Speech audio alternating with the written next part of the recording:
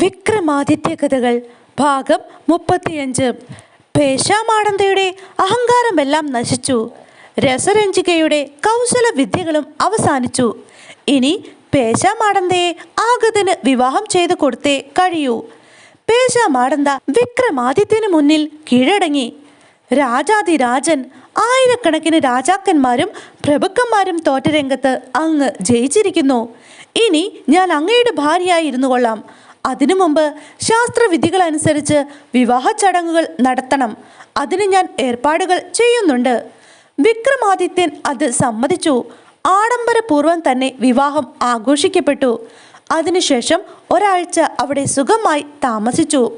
പിന്നെ വിക്രമാദിത്യൻ, പേശാമാടന്ത, ഭട്ടി, വേതാളം എന്നിവർ ചേർന്ന് ഗുണദീപിക താമസിക്കുന്ന വിശ്വരഞ്ജിതത്തിലേക്ക് യാത്ര പുറപ്പെട്ടു. നഗരത്തോടടുത്തപ്പോൾ അവരെല്ലാം ഒരു തോട്ടത്തിൽ വിശ്രമിക്കാൻ കയറിയിരുന്നു. വിക്രമാദിത്യ രാജാവ് വീണ്ടും വൃദ്ധ ബ്രാഹ്മണന്റെ വേഷം ധരിച്ച് ഒരു കെട്ട് വിറകെടുത്ത് പേശാമാടന്തയുടെ കയ്യിൽ കൊടുത്തു. അവൾ അത് വാങ്ങി സന്തോഷപൂർവ്വം തലയിൽ ചുമന്നു നടന്നു. എല്ലാവരും ചെന്ന് കയറിയത് രാജമന്ദിരത്തിലായിരുന്നു. താൻ തോറ്റതുകൊണ്ട് അഹങ്കാര ദീപിക ലജ്ജിതയായി. ഗുണദീപിക ഓടിച്ചെന്ന് പേശാമാടന്തയുടെ തലയിൽ നിന്നും വിറക് കെട്ട് വാങ്ങിച്ചു വെച്ച് അവളെ സ്നേഹപൂർവ്വം സ്വഗൃഹത്തിലേക്ക് കൊണ്ടുപോയി. ഇതിനിടയിൽ വൃദ്ധ ബ്രാഹ്മണൻ സാക്ഷാൽ വിക്രമാദിത്യ ചക്രവർത്തിയാണെന്നറിഞ്ഞ രാജാവും കൂട്ടുകാരും അദ്ദേഹത്തെ ആദരിച്ച് സൽക്കരിക്കുകയും അഹങ്കാര ദീപിക മേലിൽ ഗുണദീപികയുടെ ദാസിയായിരിക്കുമെന്ന് പ്രഖ്യാപിക്കുകയും ചെയ്തു. സുശീലിയായ ഗുണദീപിക മറ്റവളെ സ്വതന്ത്രയായി ജീവിക്കുവാൻ അനുവദിക്കുകയും അങ്ങനെ രാജാവിൻ്റെയും ജനങ്ങളുടെയും മുക്തകണ്ഠമായ പ്രശംസയ്ക്ക് പാത്രമാവുകയും ചെയ്തു. കുറച്ച് ദിവസങ്ങൾ കൂടി അവിടെ താമസിച്ചതിനു ശേഷം വിക്രമാദിത്യൻ പേശാമാടന്തയെയും ഗുണദീപികയും കൊണ്ട് ഉജ്ജയിനിയിലെത്തി സുഖമായി താമസിച്ചു. ഇതാ സാലഭഞ്ജികയുടെ ചോദ്യം. അല്ലയോ ഭോജരാജാവേ, ഞങ്ങളുടെ സ്വാമിയായിരുന്ന വിക്രമാദിത്യ ചക്രവർത്തിയുടെ അനുപമ ഗുണങ്ങൾ അവർണ്ണനീയങ്ങളാണ്. അദ്ദേഹത്തിന്റെ യോഗ്യതകളുടെ ഒരംശമെങ്കിലും ഇല്ലാത്ത അങ്ങേക്ക് ഈ സിംഹാസനത്തിൽ കയറാൻ എന്താണ് അർഹത? സാലഭഞ്ജികയുടെ കഥാകഥനം കഴിഞ്ഞപ്പോൾ സമയം രാത്രിയായി. ഭോജരാജാവും മന്ത്രി ചന്ദ്രസേനനും പൂജാകർമ്മങ്ങൾക്കായി പോകേണ്ടിയിരുന്നതിനാൽ അന്നത്തെ സദസ്സ് പിരിഞ്ഞു. രത്നവല്ലി പറഞ്ഞ കഥ. 6-ാം ദിവസം പ്രഭാതമായി. ഒരിക്കലും പ്രതീക്ഷിച്ചിട്ടില്ലാത്ത സംഭവങ്ങളാണ് കഴിഞ്ഞ കുറച്ച് ദിവസങ്ങളായി നടന്നുകൊണ്ടിരിക്കുന്നത്. ഇതിൻ്റെ അന്ത്യം എന്താണെന്നറിയാൻ ഭോജരാജാവിനും കൂട്ടർക്കും ആകാംക്ഷയുണ്ട്. അന്നും സിംഹാസനാരോഹണത്തിനുള്ള ഒരുക്കങ്ങൾ പൂർത്തിയായി. ദാനധർമാദികൾ വിധി പോലെ തന്നെ നടത്തപ്പെട്ടു. പൂജാകർമ്മങ്ങൾക്ക് ശേഷം മന്ത്രിയായ ചന്ദ്രസേനോടൊപ്പം ഭോജരാജാവ് സിംഹാസനത്തിനടുത്തേക്ക് നടന്നു. യാതൊരു തടസ്സവും കൂടാതെ 5 പടികളും കടന്ന് 6-ാമത്തേതിലേക്ക് കാലെടുത്തു വെച്ചപ്പോൾ അവിടെ നിന്നിരുന്ന രത്നവല്ലി എന്ന സാലഭഞ്ജിക കൈകൊട്ടി ചിരിച്ചുകൊണ്ട് രാജാവിനോട് ചോദിച്ചു, ഭോജരാജാവേ, ഇതിനു മുമ്പ് കേട്ട കഥകളൊന്നും അങ്ങേ തൃപ്തനാക്കിയിട്ടില്ലെന്ന് തോന്നുന്നു. വിക്രമാദിത്യ ചക്രവർത്തിയുടെ ഈ സിംഹാസനത്തിൽ കയറാനുള്ള ആശ അങ്ങ് ഉപേക്ഷിക്കുന്ന ലക്ഷണവും കാണുന്നില്ല.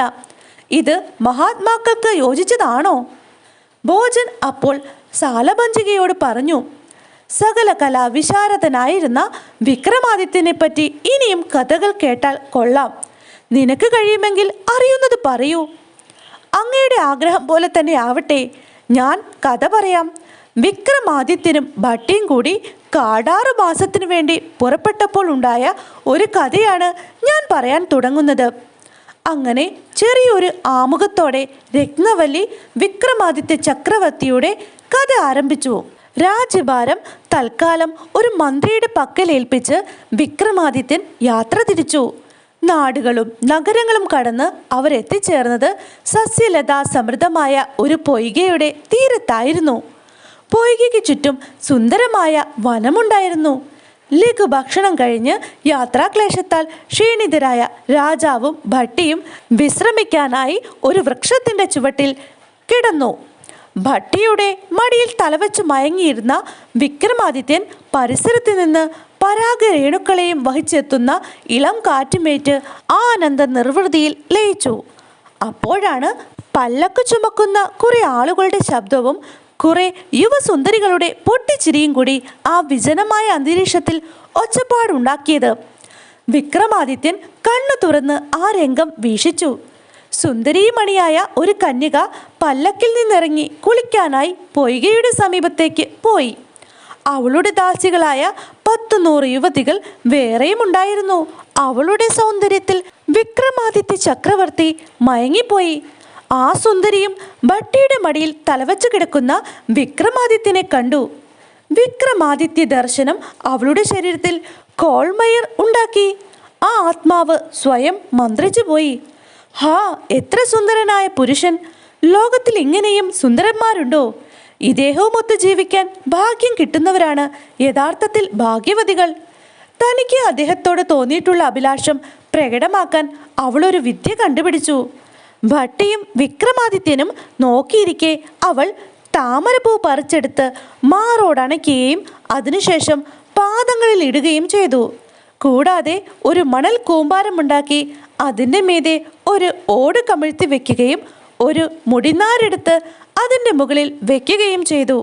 അനന്തരം ഒന്ന് കടാക്ഷിച്ചുകൊണ്ട് ഒരക്ഷരം പോലും ഉരിയാടാതെ അവൾ സഖിമാരുമൊത്തും യാത്രയായി. വിക്രമാദിത്യൻ്റെ മനസ്സ് വികാരതരളിതമായി. അവൾക്ക് തന്നോട് സ്നേഹവും താല്പര്യവുമുണ്ടെന്ന കാര്യം സ്പഷ്ടമാണ്. അവളെ വിവാഹം കഴിക്കാൻ എന്താണ് വഴി? തൻ്റെ മനോഗതം അദ്ദേഹം ഭട്ടിയെ അറിയിക്കുകയും സഹായം ആവശ്യപ്പെടുകയും ചെയ്തു. തൻ്റെ അഗ്രജനും സംരക്ഷകനും ചക്രവർത്തിയുമായ വിക്രമാദിത്യൻ്റെ ആഗ്രഹങ്ങൾ നിറവേറ്റാൻ ജീവിതം ഒഴിഞ്ഞു വെച്ചിട്ടുള്ള ഭട്ടി അദ്ദേഹത്തെയും കൂട്ടി പൊയ്കയുടെ തീരത്തേക്ക് നടന്നു. രാജാവ് ഭട്ടിയോട് ചോദിച്ചു, അവൾ ഇവിടെ നിന്ന് ചെയ്ത സംഗതികൾക്ക് എന്തോ ഉദ്ദേശമുണ്ട്, അതെന്താവും? ഭട്ടി പറഞ്ഞു, രാജാവേ, അവൾ ബുദ്ധിമതിയാണ്. മറ്റുള്ളവരുടെ മുമ്പിൽ വച്ച് തൻ്റെ അനുരാഗം വെളിപ്പെടുത്താൻ അവൾ സ്വീകരിച്ച ഒരു ഉപായമായിരുന്നു അത്. അങ്ങനെയാണെങ്കിൽ അവൾ കാണിച്ചതിൻ്റെയൊക്കെ അർത്ഥം എന്താണ് ഭട്ടി? താമരപ്പൂ പറിച്ച് മാറോട് ചേർത്തതിനാൽ അവളുടെ പേര് പത്മാവതി എന്നാവണം. പിന്നീട് പാദങ്ങളിൽ ഇട്ടത് നാടിൻ്റെ സൂചനയാണ്. കലിംഗപുരി എന്നാണ് അതിൻ്റെ പേര്. മണൽ കൂമ്പാരത്തിന്മേൽ ഓട് വെച്ചിരിക്കുന്നത് കൊണ്ട് അവളുടെ വീടിന് മുന്നിൽ ഓടിട്ട മറ്റൊരു ഗ്രഹമുണ്ടെന്നും തലമുടി ചുറ്റിയിരുന്നതിനാൽ പിതാവിൻ്റെ നാമധേയം രമേശൻ എന്നാണെന്നും വ്യക്തം. ഇതെല്ലാം ധരിച്ച് യോജിച്ച വിധം വന്നു ചേരണമെന്നാണ് അവൾ സൂചിപ്പിക്കുന്നത്. വിക്രമാദിത്യൻ്റെ ആഹ്ലാദത്തിന് അതിരുണ്ടായിരുന്നില്ല.